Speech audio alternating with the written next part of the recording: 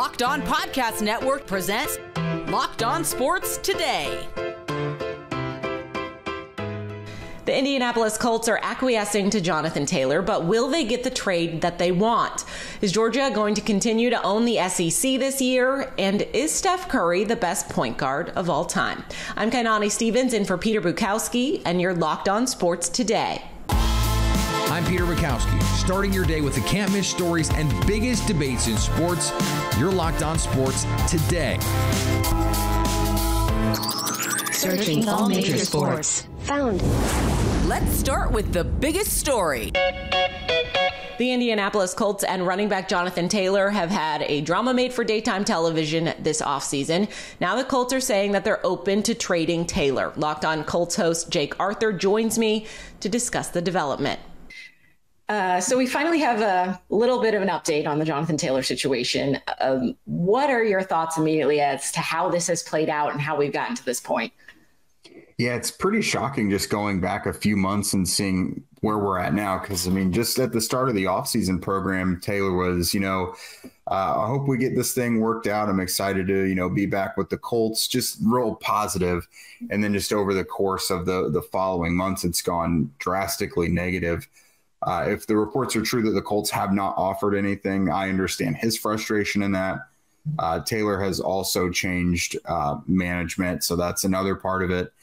Maybe hoping to get a deal done more aggressively. But I don't really think either side has handled this all super well. Now to the point where the Colts are, giving Taylor and his management permission to seek a trade, it feels like, the only finality to this, because it just seems so unlikely that he sits out all year or stays on the PUP list all year. A trade, seemed like the most likely outcome, because for him to just suddenly snap to it and be okay with playing for just $4 million after this whole thing has transpired all offseason, the trade seemed the only way that he was going to come out of this happy. So it's been real interesting for it to get to this point. Now I guess we see what happens in the next few weeks before the season starts. We've heard from a lot of different running backs talking about, their value and what they think they're worth, and a lot of them still looking for jobs and whatnot. What's the market going to be for him? It's probably not great, because the Colts are also a team that aren't necessarily just going to give guys away for pennies. They do try, when they do trades, they try and do right by the player. They want to send them to a contender or somewhere where they can play. Now, obviously, Jonathan Taylor is going to go anywhere and be the top guy. But I've got to imagine the only types of teams that'll even want to take that on will be contenders, because you're also going to have to be okay with paying him after this. Because that's been the whole thing with Taylor, is I'm sure he at least wants a couple years. Like, he wants stability in his contract situation. So anywhere that trades for him is almost certainly going to have to give him a new deal as well. Teams like Miami make sense. They were in the market for Dalvin Cook, for example. That's a team that obviously has playoff aspirations. They make sense. I don't know how seriously Chicago takes themselves right now, but they certainly have the ammo to go get him. If they think, adding someone like Jonathan Taylor with Justin Fields takes them to the next level to where they could perhaps win the NFC North or something, that makes sense for them as well.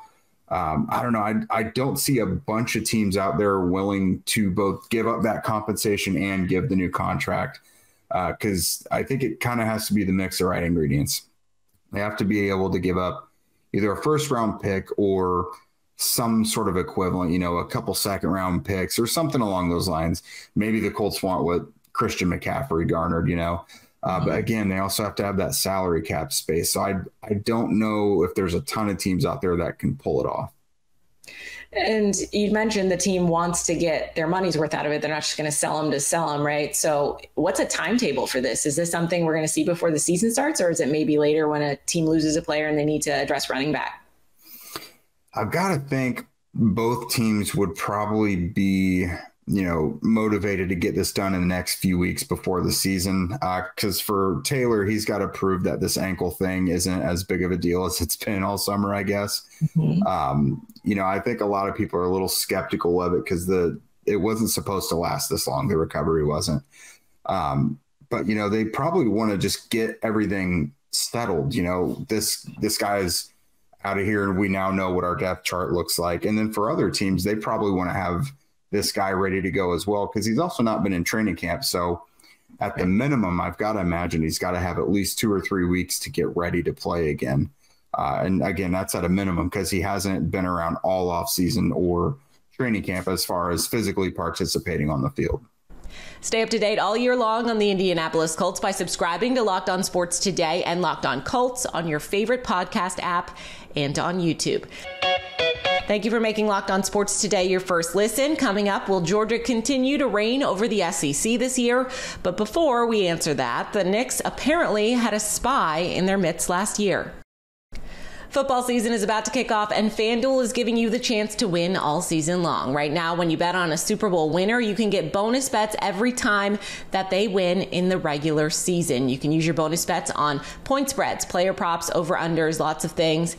So what you could do is sign up, place a bet on the 49ers to win it all, and get paid for every win that they accumulate in the regular season before the Super Bowl even happens. You can also combine prop bets within a game to make a same-game parlay for even bigger payouts. Visit FanDuel.com/lockedon. Start earning bonus bets with America's #1 sportsbook. That's FanDuel.com/lockedon.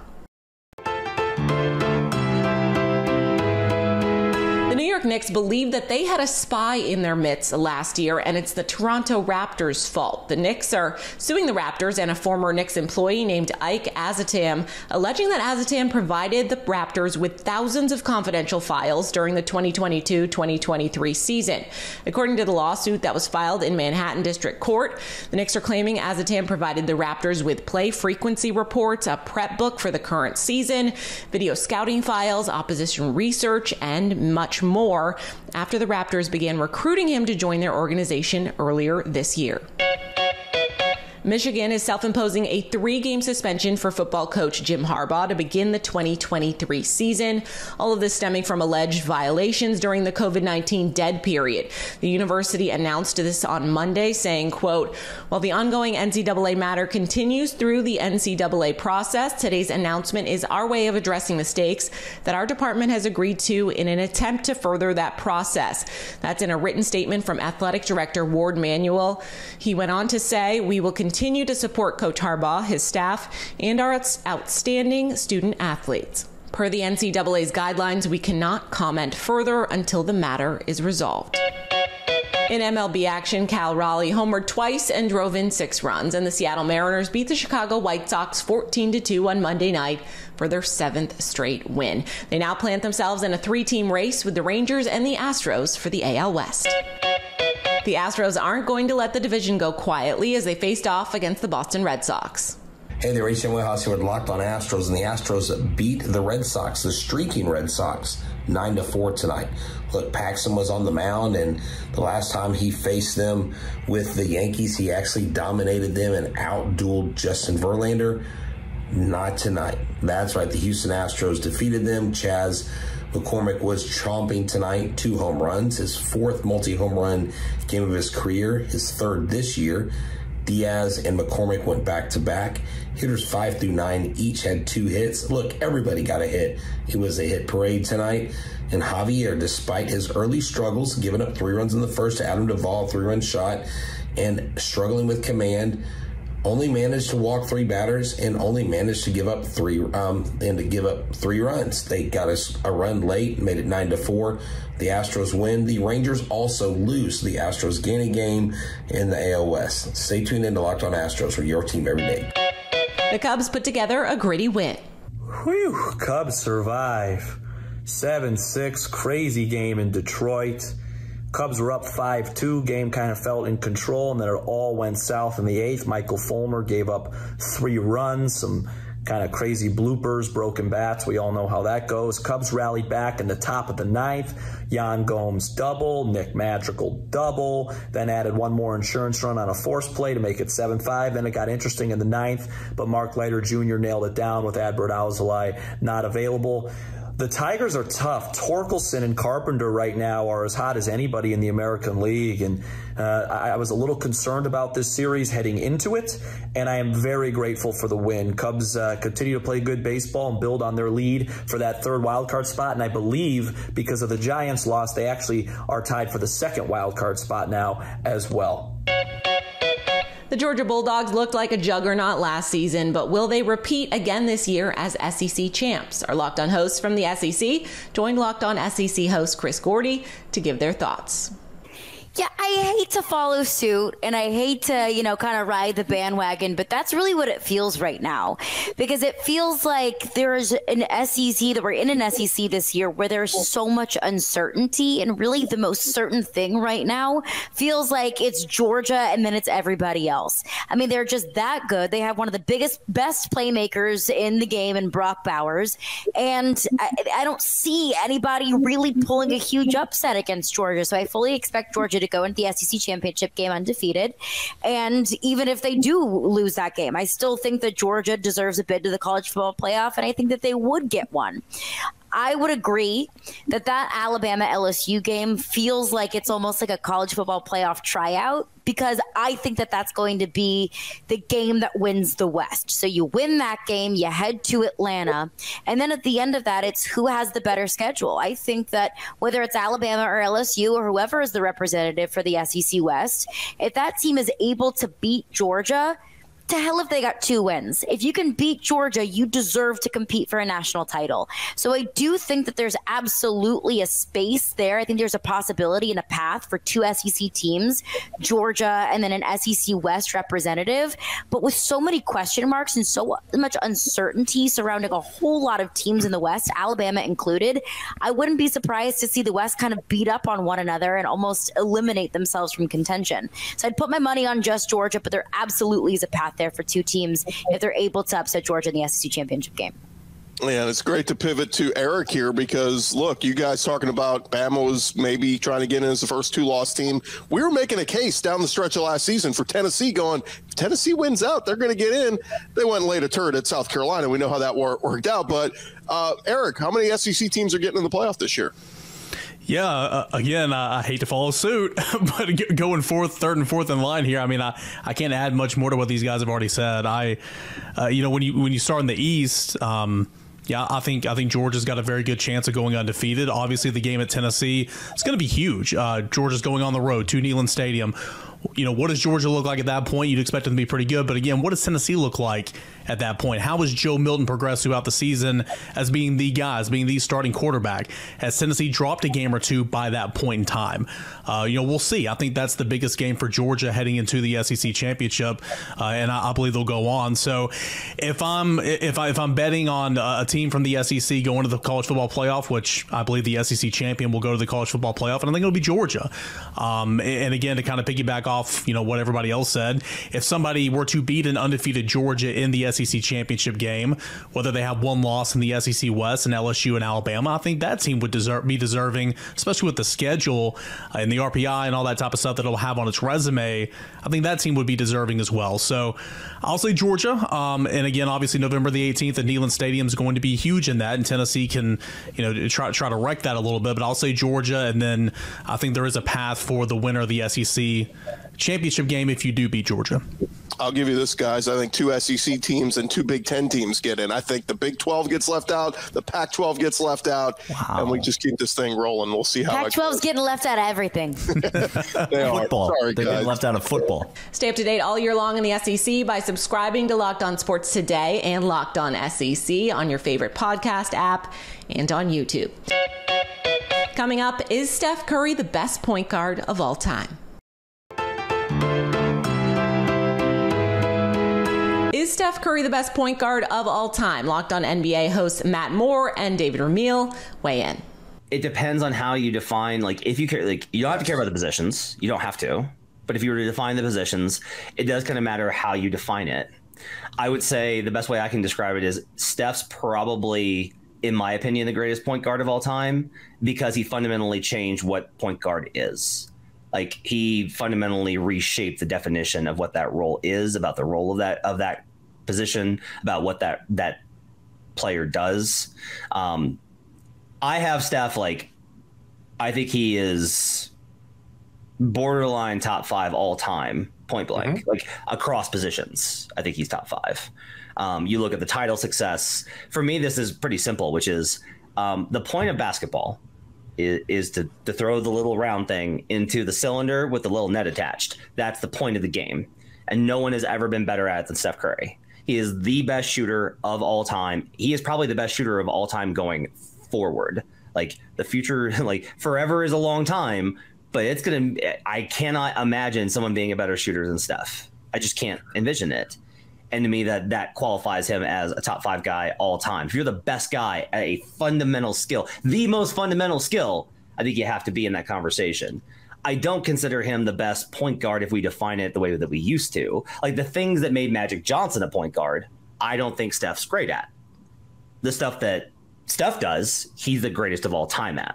So that's kind of like how I wind up defining this. I'm fine putting him as the best point guard of all time. If you're just like, he was listed at point guard and he's the best player, that's fine. If you're defining the roles, that's when I start to be like, well, I don't know. He's not necessarily that good at all those things that traditional point guards did. Yeah, no, I like where you're going with that, because, you know, when we started talking about this as a subject on today's show, I'm thinking to myself, like, what does that even mean anymore? A point guard by today's standards is not the point guard of the 60s or 70s. But a lot of that also has to do with the fact that Magic Johnson changed the way the position is known as. Being 6'9" and being of his size and being of his skill level redefine the idea of the shortest guy on the team has to be the best playmaker, because that's all he can do is make sharp passes, because he can't get that shot off over anybody that's much bigger. There's no way for him to get that shot off. He's better be a smart passer. And that's the way they used to think of, you know, small New York bred point guards, you know, in the 60s, et cetera. But that doesn't exist today. Now you've got Magic Johnson as a 6'9", you know, playmaker, but who can run the floor as quickly as anybody else, much smaller than him.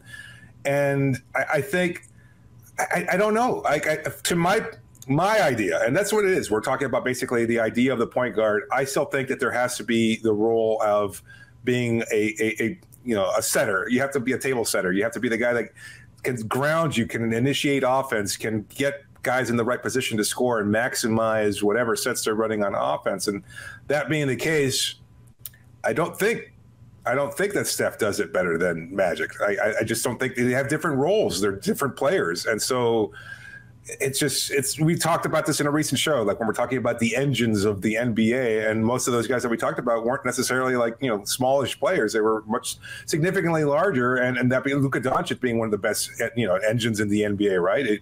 He's more along the lines of a LeBron James or a Magic Johnson. So I don't know. It all depends on where you define. You know, I think the idea of limiting Steph or Magic to just being a point guard is silly, because neither of them fit into what the traditional definition of that position is. And so the question is unanswerable, because the position and the qualities associated with the position have changed so much over the years, starting with Magic in the late 70s and continuing all the way through to Steph Curry. For me, it will always be Magic until it's not. Steph Curry still has some time, as he's not retired yet, but I think I'll reevaluate after that. And finally, American sprinter Sha'Carri Richardson, whose Tokyo Olympic dreams were dashed after that positive marijuana test, won the 100-meter world title on Monday night, loudly asserting herself as a Paris 2024 medal contender.